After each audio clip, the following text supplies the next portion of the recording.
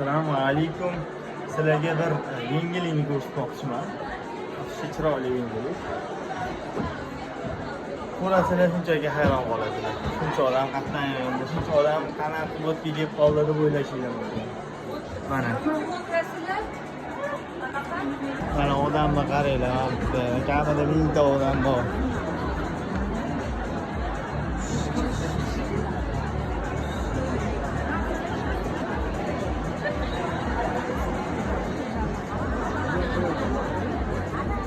O'zbekiston kasaba uyushmalari saroyidamiz. Chiroyli joylar qo'yishgan ekan.